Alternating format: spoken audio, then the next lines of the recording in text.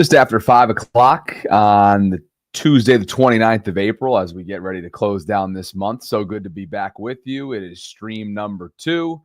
First things first was the vault earlier this afternoon. A good heated conversation and a spirited debate on Shedeur Sanders. Hopefully you guys enjoyed that. Go check it out if you haven't already done so in the vault archives. But today is brought to you by my friends at Preston Automotive Group and former NFL quarterback turned analyst for NBC Sports. Chris Sims had a whole lot to say about Baltimore's second-round selection of Mike Green, the edge rusher out of Marshall, who's garnered a lot of attention, so much attention that it's kind of like, wait a second, who was the Ravens' first-round pick again? Well, of course, we know it was the Georgia safety Malachi Starks, but because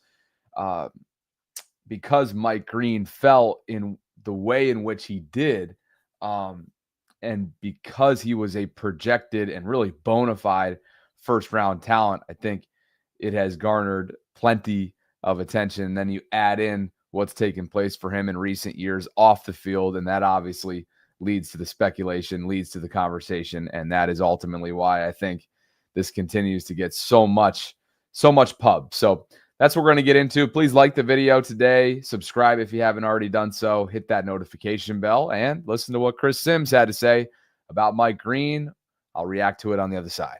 It took Mike Green, who was a big faller, out of the first round, deep into the second round, 26th pick of the second round. He goes 59th overall to the Baltimore Ravens. Yeah, that's the reason they're here. Or they're not going to get the top button swag award. They don't get that. Okay. No, they don't get it. They're like one button away. Okay. But they deserve a mention here in the fact of, one, like Malachi Starks, he's a Raven-type guy. Their secondary wasn't very good, or I don't want to say very good. It was better at the end of the year, but they need to get some more young talent in their secondary. That's for sure. Starks, safety, nickel, can do all that kind of stuff. Leader, tough guy, just like the Ravens would want. I mean, to get Mike Green at pick number 27 in the second round, 59 overall, that's insane, right? So that's where I love this draft for them to get arguably maybe the second most naturally gifted pass rusher in the draft and a position you need. How can we not sit here and talk about that a little bit? They got some other good picks, certainly, but nothing jumps off the screen, and nothing jumps off the screen quite the way Mike Green does in the second round. Tough to give him full credit on that because clearly he was not on some teams' draft boards with the off the field and the reports of the sexual assault in high school and then in college as well. So, yes, it makes sense that he fell because some teams were just not going to draft him. No, and full transparency, when they drafted him, I was a little like, wow, I know there's some of that off-the-field stuff. They're dealing with their kicker, dealing with certain off-the-field stuff. But knowing them, they're a very detailed, diligent organization. And they wouldn't just totally go, oh, we think he's a bad guy. He's so good, though. We're just going to take him. The Ravens really don't got bad guys on their football team. If you really look the way they've run things throughout the last few years, they like football guys. They like guys that work. They love football.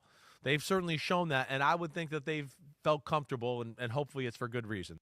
Chris Sims earlier this week, the direct quote there, that is insane, strictly referring to what Mike Green brings to the football field. 17 total sacks for Marshall in 24, 131 career tackles.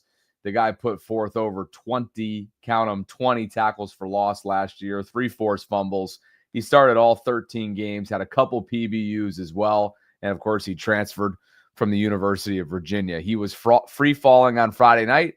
The Ravens decided to grab him at 59th overall, and now the conversation begins. Can he be an immediate impact player for the Baltimore Ravens at a position of need? John Harbaugh sure thinks so.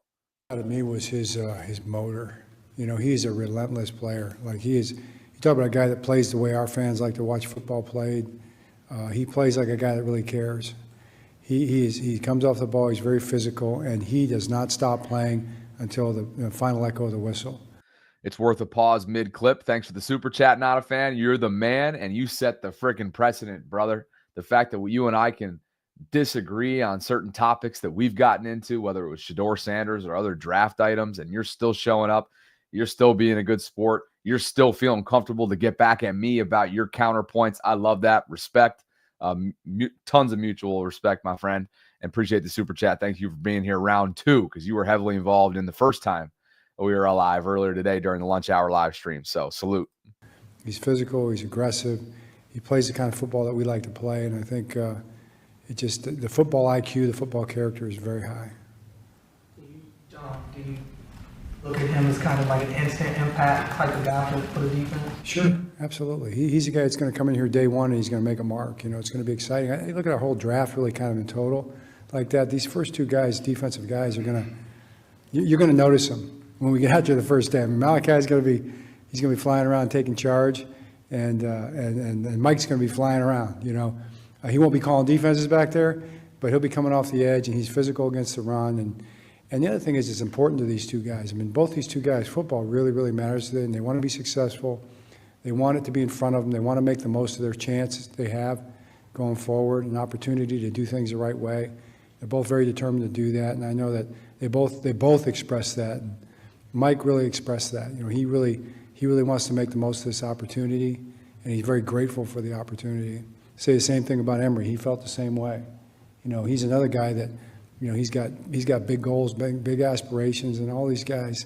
It's just so meaningful when you get on the phone with them afterwards, and they're all taking their journey. They're all fighting their fight. They're trying to overcome and kind of make their dreams come true. And these guys are very, very, very highly motivated group of guys.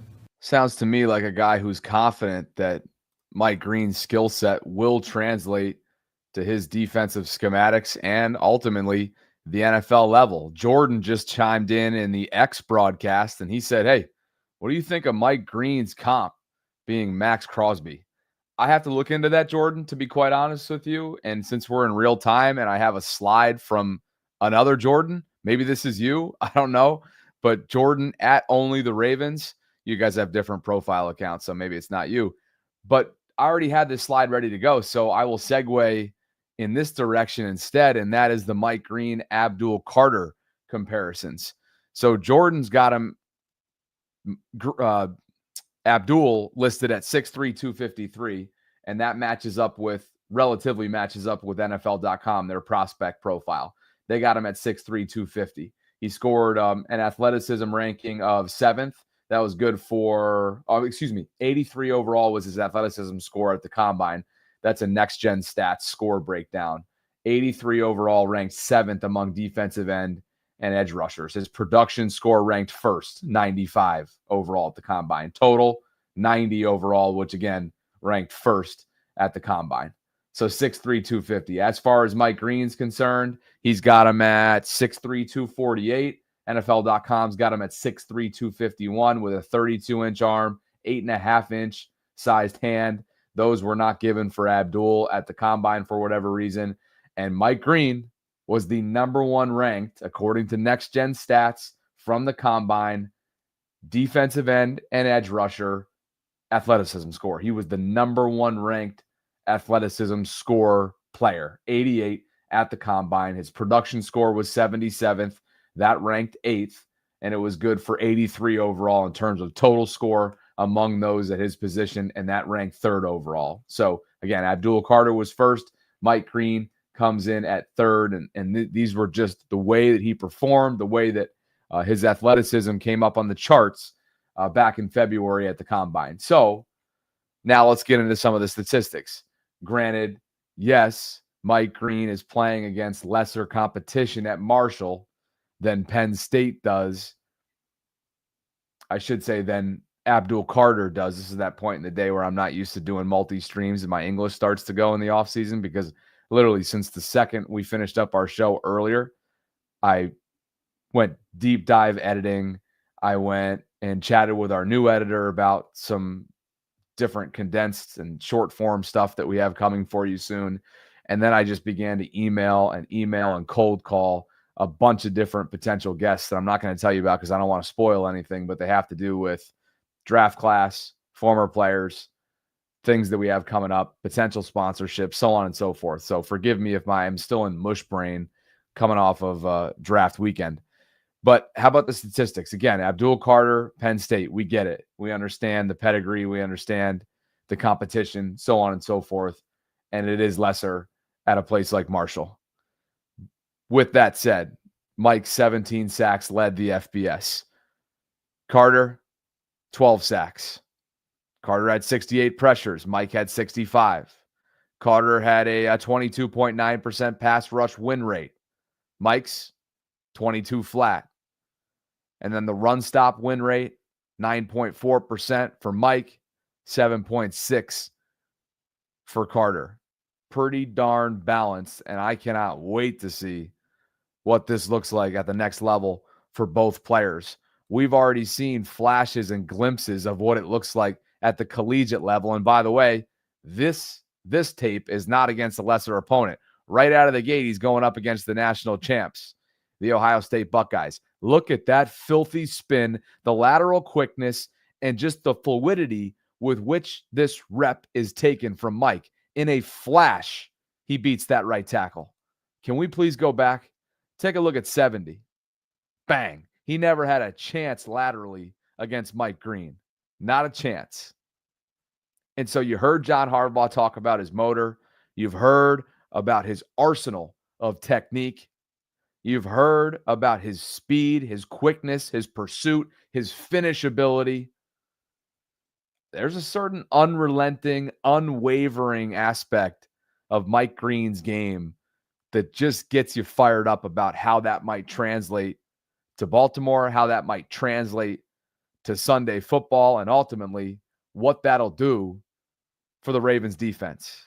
Adds another player to an edge rusher room that, let's be honest, right now, while you have two players that are at different ends of their careers and coming off productive seasons in their own rights, double-digit sack getters in Odafe Oweh and Kyle Van Noy, if Mike Green comes in and starts to dominate, I think you feel less pressured to extend Odafe, and you definitely feel less pressured. Not that there's a ton of pressure that comes with this, but you definitely feel less pressured to keep Kyle around, even though he has had such a resurgent, productive couple seasons and is a great locker room piece at 33, right? You feel less pressured, and maybe those money allocations, those financial allocations can go elsewhere along the defense in other areas that you need it.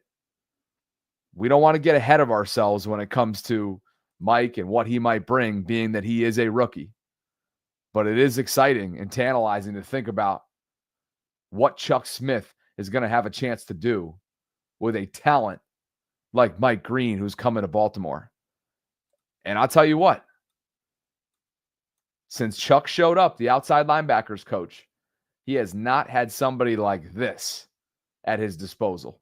And yet he has gotten a ton out of what he has had at his disposal. That is veterans, right? And that is young players who are untapped in a lot of folks' minds, like an Odafe Oweh. Don't know if Adisa Isaac is going to take a step in year 2. Don't know if David Ajabo is going to shock the world and take a big step. But what I do know is that Chuck Smith makes that room better. And I'm going to be really curious to see how he goes about doing exactly that coming up.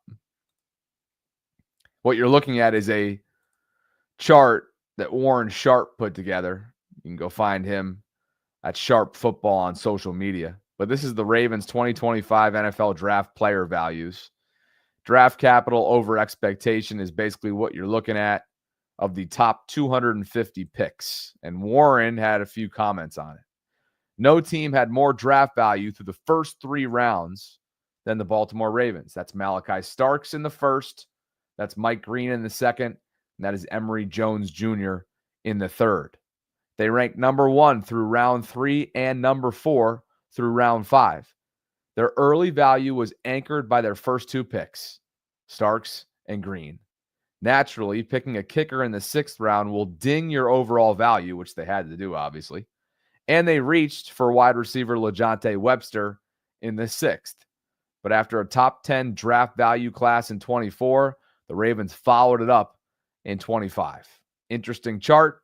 Interesting 7th go-around for Eric DaCosta.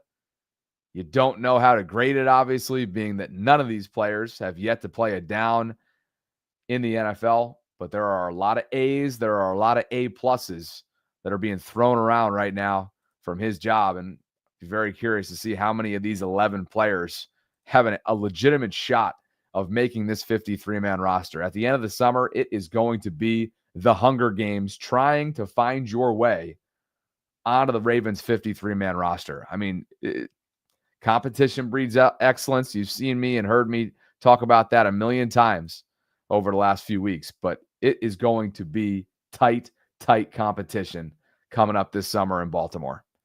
This episode is brought to you by my friends at Preston Automotive Group, one of my longest standing sponsors and someone that's had direct responsibility for this channel's growth and the opportunity that I've had to have some wheels. The Bobby Baltimore Bronco, a 2023 Ford Bronco Sport. It's been in my name for the last year and a half. Got some great miles on it. Tilly loves it. Or at least she seems like she likes it. And I would love to tell you about the Ford mobile service from Preston Automotive. They come to you whether you're at home, work, or anywhere in between. There is no dealership visit required, which is awesome since I live in Canton and the nearest dealership for me is in Randallstown. There's no hassle attached to it, just top-notch service right where you need it. Again, I have them take care of the Bronco here and there when I'm gearing up for a big trip. They'll come over right to my driveway, right in my parking pad, right here in Canton. It's super easy. There's no stress. I don't have to go anywhere. I can sit in here, work on the show in the morning. It's just awesome. Oil changes, tire rotations, battery replacements, you name it, they handle it. Skip the trip. Let Ford Mobile Service take care of your ride on your schedule. And you can book your appointment today by visiting PrestonMotor.com. Let them come to you. That's what you're looking at right now. A screenshot as I screen share what's available to you right now as well. If you click on that link that's included as a pinned comment in the live chat, you'll realize that not only you can hit them up, Nina right now is the site operator to ask her questions, but you can also cash in $500 towards a newer pre-owned vehicle if you let them know that Bobby Baltimore sent you to any one of their dealerships. Or you can buy 4 tires and receive 50% off your alignment. You can easily fill out the form right here if you want to learn more about the website. Or the best part is typically searching by make, model, keyword, price, vehicle condition, year, make, location, so on and so forth. This is the available inventory section. Look at the amount of dealerships for those of you who maybe aren't directly in the Baltimore area. You've got Delaware, you've got the Eastern Shore, you got Aberdeen. Take your pick. For me, it's Randallstown, Preston Ford West. Huge thanks to Preston for the continued support, and I hope you guys will consider supporting my brand sponsor, because when you support our brand sponsors, you're supporting the channels and obviously the direct impact in what it takes to bring you daily Ravens content. Chris Sims was the start of this show, and Chris said that's insane value to get Mike Green at 59 and called the Ravens a bunch of winners. I want to go back to a conversation that I had with him that you may remember from Indianapolis at the scouting combine. And we talked about a player that was really widely regarded as this year's project at edge rusher. And that is Shemar Stewart, who went 17 to the Cincinnati Bengals. Just 4.5 sacks over his 3 years at Texas A&M. It's a tough showing. But as Chris told me, there's a lot more to his game than just that. Then again, Cincinnati is taking a gamble. To me, the only gamble that's being taken right now by the Ravens is ensuring that Mike Green's past does not come back to haunt him once he gets in the limelight, which he now is in as a National Football League player for the Baltimore Ravens. So keep that in mind. The only gamble that the Ravens took was on their homework and the off-the-field stuff for Mike Green. That's it. Instead, since he's taken a major gamble in terms of how Shemar Stewart's overall game translates to NFL football on Sundays. That said, I think Mike Green does something that Chris Sims pointed out about Shemar Stewart as well, and that is the F the play up stat. Love this clip. He's charismatic. He's been mocked to Baltimore, so tell us about it. Well, he'd be a biggest, baddest pillager on the planet. Not, you know what the knock is? What's the knock? Well, it's production. Yes. 1.5 sacks. I watched What's your enough film. response? Well, his response, my response is, first off, in college football, the quarterbacks run if the first guy's not open ever. So you never get a real pass rush. Quarterbacks don't sit in the pocket and wait for things to develop like Lamar or Mahomes or Justin Herbert do in the NFL. So therefore, you don't have the chances to get the sacks the same way. the quarterbacks, and a lot of times, like I watch games, especially with him, it's like they looked at one guy and they ran, and I'm going, oh, he's coming around the edge to get the sack, but this quarterback's an idiot and just decided to run out of the pocket, and lucky he got lucky here. The other thing, too, is, there's plenty of times he beats the tackle easily. Oh, it's a screen pass. Oh, it's this pass over here. And you go, well, damn, he was going to get the sack here, but college football is all read option, RPO, so you don't get those chances. The other thing, too, and I'm big on this stat, and I believe I invented it, is the play-up stat, okay? Because I'm sick of say that again? The play-up stat, okay, where I'm going to go, why isn't like Aaron Donald, Michael Bennett back in the day? I used to always say Michael Bennett on the Seattle Seahawks was the best defensive player on the team. I'd go, if you watch the game, he ruins every play. He never gets the tackle or the sack. Right. But he is the one that ruins it. And now the running back had to run backwards over here, and somebody else got the tackle. We go, good play by that guy. Yeah. And I'm going, no, Michael Bennett was the guy that did it all. Aaron Donald did it all. And so that's what the F the play up is. The guy that disrupted and ruined the play, but doesn't get on the stat sheet. I see that from him. Like, you watch certain plays and you go, he just collapsed the whole left side of the offensive line. The running back wanted to run right down the middle, and he got crushed by his own people and got knocked down, and then the other defense end just touched him down, and he got the tackle. When I want to go, the dude number 4 just ruined it. He's the one that made the play. Moral of the story. Moral of the story you want is people to dive deeper than his underwhelming statistics. Don't stop everybody looking at stats all the time. We got to get out of this. We got to get out of it. We're obsessed with stats right now. So that was, again, Chris Sims referring to Shamar Stewart. Daniel Lewis wants to know, why am I showing this? The reason why I'm showing that clip right there is even if Mike Green's game does not immediately, bring sacks to the Ravens defense, I think he's got a darn good chance to be the lead charge man of the F the play up stat in Baltimore. That was Nnamdi Madubuike really last year, which is why I think folks have discounted just how much of an impact he did have, and how Adafe and Kyle many times were the beneficiary of the impact and the grind and the grueling grind that he was put forth in the interior part of last year's Baltimore defensive line. But take a look at the way that Mike just not only F's plays up, but F's other dudes up. Look at this. He's got an unrelenting motor. He's just explosive. He's ferocious. There's one thing that comes to mind with a couple guys that are making up this Ravens draft class. It is the word ferocious. So when Chris Sims says the F the play up stat, that's not something obviously that's tracked whatsoever by stat keepers. I think we may have to make room for somebody to track Mike Green's F the play up stat moving forward in Baltimore. Because when he showed up to the Senior Bowl, when he showed up to the Combine, he made sure that people knew his name. Just like he did in a few of his highlight tapes. So again, I think there is a tremendous amount of room for excitement. I think that Mike, regardless of whether or not the sacks come immediately, will have an impact on this team. He's going to allow Kyle Van Noy some breathing room at 33. Hopefully, again, that competition breeds excellence label will help Adafe in what becomes a contract year for him.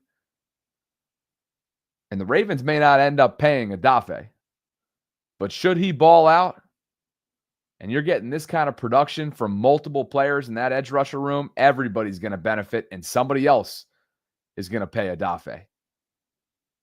Don't know if Ajabo and or Isaac, again, those are big question marks for me, as is Malik Ham, in terms of what they're going to be able to bring to the table. But I think the drafting of Mike Green sends a shockwave through Chuck Smith's meeting room and sends a shockwave into the outside linebacker group in Baltimore. How are you going to respond? We'll see what their DNA is all about. For the first time in a long time, you got a player that, while it's early and he has not played it down yet, and he has not showed up to rookie mini camp yet, and he has not put forth a training camp yet, and he has not passed the conditioning test yet, and so on and so forth. With all that said, early on paper here, you get the sense that for the first time since Terrell Suggs left Baltimore, you have a player that could potentially be groomed to not fill his shoes, maybe. Not ready to go in that direction yet. But can he show shades of dominance, show shades of edge setting, and show shades of a similar level of intensity that Baltimore's defense has desperately been needing and yearning for ever since Sis left? It remains to be seen, but I think the conversation can at least be had. It begs the question, is that the type of player they're getting? Because a lot of people sure think so. Here's the draft call from that player that we're referring to right now. Mike Green down in Virginia with his family on night 2 of the draft. Eric DeCosta in Baltimore. How you doing, man? You doing good? I'm doing good.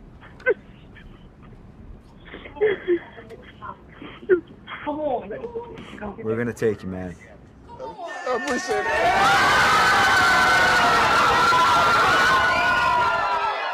His family's going crazy. It's emotional, very emotional. Very emotional. His family's very emotional. Mike. Hello? Yes, sir. There you are. I was worried about you. You're probably getting a lot of hugs and stuff, right? Yes, sir. Okay. I know this is an emotional time for you, and we're very excited to have you. You're an excellent player, and you're going to be a great Raven. Great. You're going to have, you're going to be close to home, too, which is going to be awesome. Right? Like 2.5 hours. I know. It's going to be great. Hey, listen. There's going to be great days ahead for you. Yes, sir. All right, I'm going to let you talk to Coach Harbaugh, and then we're going to turn it in, and you're going to be on TV. Okay? Okay. All right, here's Coach Harbaugh. Mike, congratulations. Thanks, Coach. Hey, man. Hey, it's just beginning. This is where it starts, right? Yes, sir. This is where it begins. All right. You go hug your family. You watch yourself on TV. We'll call you back in about a half hour, okay? Thanks, Coach. I appreciate it, man. All right. Congratulations.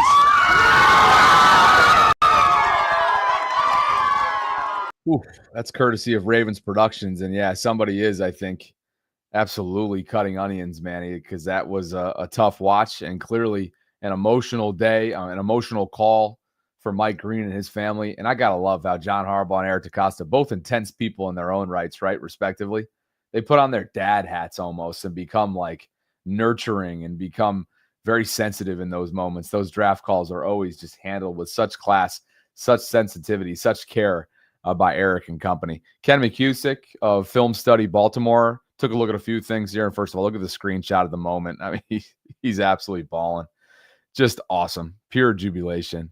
Of 408 college edge rushers with 200-plus pass rush snaps in 2024, here's where Mike Green ranked. 11th, 97th percentile, by the way, in PFF pass rush productivity at 11.4.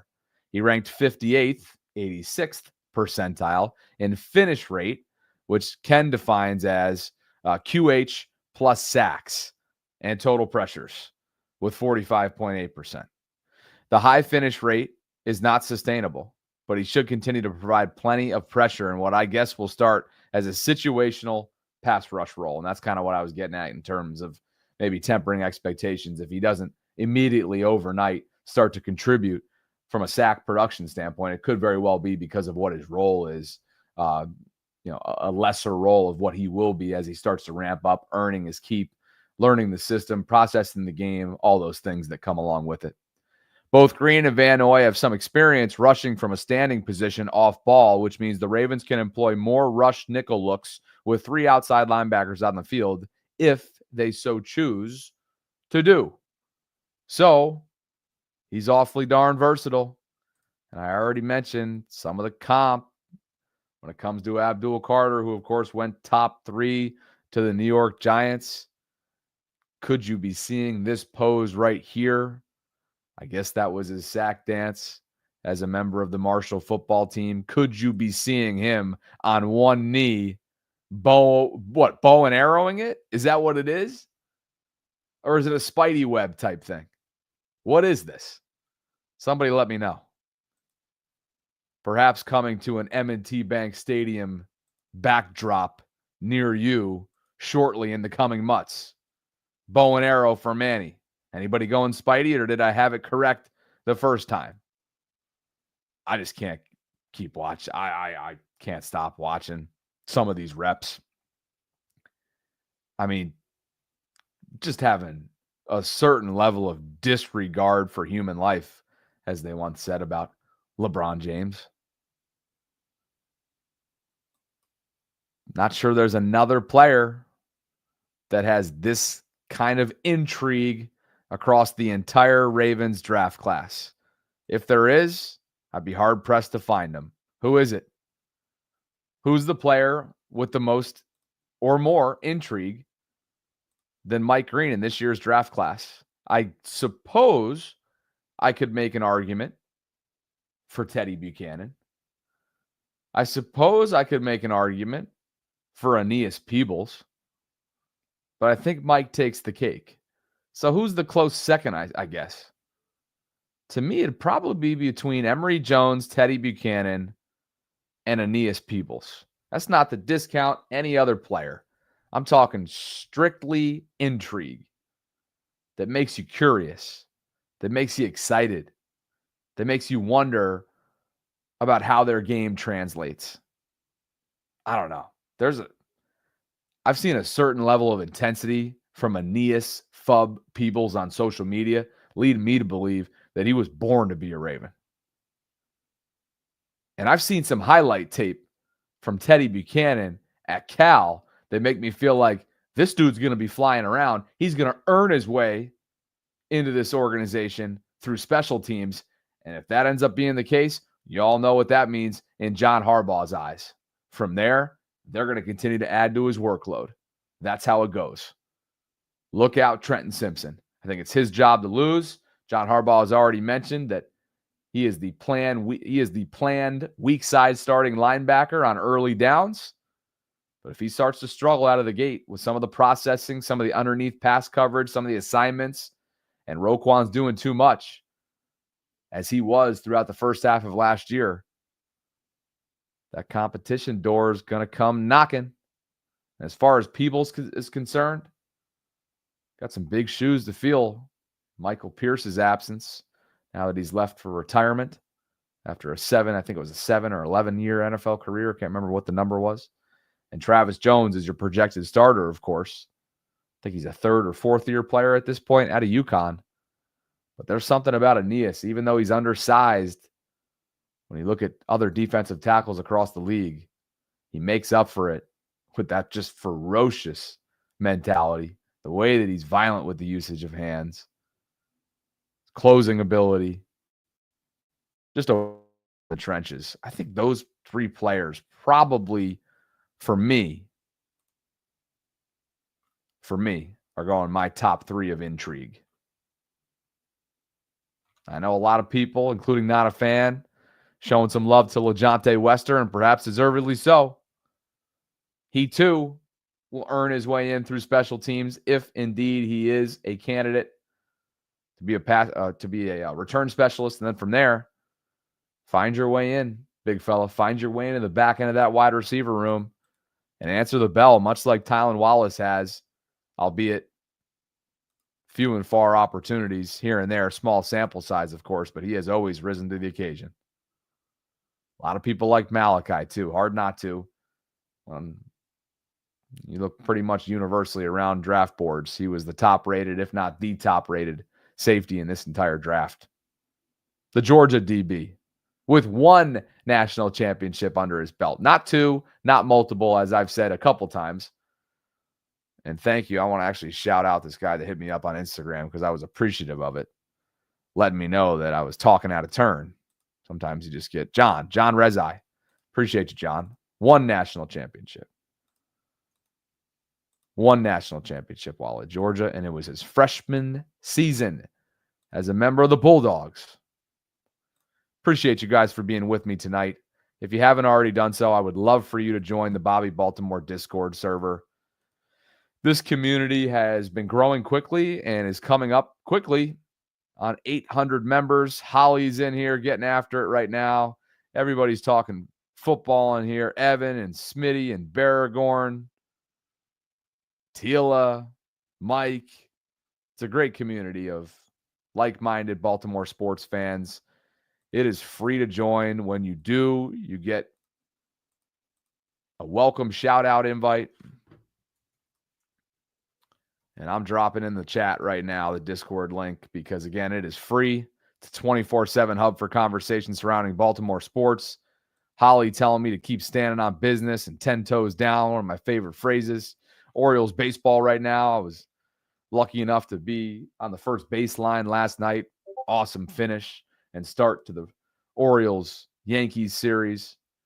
And what an incredible duel it was between Aaron Judge and Felix Bautista last night. Ultimately, Felix strikes out Judge and Bellinger to close it. 4-3 win for the Orioles, and they desperately needed that win. Who just joined? Somebody just joined and became member number 796. It's Romy, or AKA Kaner 83. Romy, thank you. 796. We're 4 away from 800. And I got to tell you, if you have a group message, Facebook group, friends that you know might appreciate this group, just hit them with the link. It's free to join. You don't have to be a Ravens fan. I mean, you could be a Caps fan. We got a group here. Of course, they're entrenched right now in their Stanley Cup run. Apparently, Swag Showcase is busy right now, too. What's going on here? Rob dropped in something. Is it a hockey stick? What is this? Looks like it's a hockey stick. What's the note attached? 1980 to 81 Washington Capitals roster. Super cool. Need more context on what that is, but somebody signed it clearly. Anyway, fun community. Appreciate all the support. Coming up on 800. Really look forward to it. Hope you guys will like the video on your way out. Subscribe if you haven't already done so. I'm doing salmon tonight. Salmon, Brussels sprouts, some potatoes on the side, perhaps mashed potato. I haven't figured that out yet. Mashed potatoes, or I'll just cut up a few potatoes, but that's what I got going on. Probably gonna open up a stove too. It's 6 o'clock, just before 6 o'clock. Beautiful out right now. Not a cloud in the sky. Been construction in Canton all friggin' week. The last several weeks, it's driving me nuts. Cameron wants to know if I figured out where I'm moving to. My stuff is going into storage May 25th. I'm heading upstate for the first half of the summer. When I say upstate, I mean the Albany, New York area. You know that I spent the majority of my summer there last year painting my mother's house. Going to work on some more projects. Tony Romo's in the distance right now on the television with a Skechers commercial. You already know that's going to catch my attention right away. Still looking for a brand partnership. Probably should post about them more to make sure they know. Next question's Lowe's and Weber Grill. I would love to get a Weber brand partnership, to be honest with you. But the plan is to go to upstate New York, work on my mom's house, work remotely from her basement. Tilly and I are probably going to get in the car at some point in the summer and try out a short-term lease in St. Pete. I'm going to fly in and out for, I don't know about every Ravens home game, but the hope is to come back for multiple Ravens home games, to follow them on the road for the postseason, to continue to do what we do in the offseason, which is my hope next year is to do Reese's Senior Bowl in Mobile, Alabama. From there, the Super Bowl. I'll either be there covering the team or not, working Radio Row. From there, it'll be, what's the order of events? From there, and then it'll be the combine, and then maybe the draft. I don't know. For the draft, it feels like you can be just as productive in a virtual setting. And here's the tricky part. I am more productive in virtual settings than I am on site for various things. But you can't put a price tag on visibility. You can't put a price tag on continuing to legitimize what it is that we're doing. So I think I'm going to start in St. Pete. My dating apps have been there for weeks. A lot of quality matches. And from there, I'm going to be totally open. My stuff's going to be in storage. Tilly, me, and as much as I can get into the Bronco is what I'm going to do, and try to live simply, try to reflect, try to figure out where it is that I want to be. I'm already getting some bittersweet feelings, to be honest with you, as the weather turns here and I go to Orioles games and I'm scootering around and walking through Patterson Park with Tilly and so on and so forth. But I've been here for 10 plus years. Nothing's going to change in terms of what we're building. And I think I can be just as productive, if not more effective and productive elsewhere, while also not feeling like I've kind of, burned it from both ends from a dating perspective and even just the social scene as a whole. So, we'll see. There's a lot to figure out. I'm also excited about a few other things that are coming up. Sarah and I go dark. When I say dark, we go dark. Like, we just schedule some content in advance for the first 10 days of July, since the Ravens go dark as well before training camp. And Sarah and I use that time strictly for us. She's going to be doing a lake trip and a vacation with her family. And I'm actually about to book flights to Beijing, China. I'm going to go to China and visit my brother, who graduates from Loyola here in town, my alma mater, next month. And then he's literally he booked a one-way flight to Tokyo. He's going to be doing a 2-month backpack in Asia. And I'm going to meet up with him wherever he is during those 10 days, which he's projecting to be in China. And then from there, we're going to try to do Hong Kong and perhaps, I don't think South Korea. I've already been there and lived there for actually a month in 2018. But I'm excited about it. And then from there, maybe the first half of July, late July, early August, get in the car, start to make my way down. So there's going to be a lot coming up here. You're going to get a lot of content this summer that has nothing to do with the Ravens. And I hope you guys will appreciate it and enjoy it. Thanks for hanging with me tonight. Obviously not getting into the hour mark just because, well, it's off season, isn't it? Yes, it is. Please like the video on your way out. Subscribe to the channel. Hit that notification bell. Go learn more about Preston Automotive Group. Cannot stress enough that they are such a wonderful partner.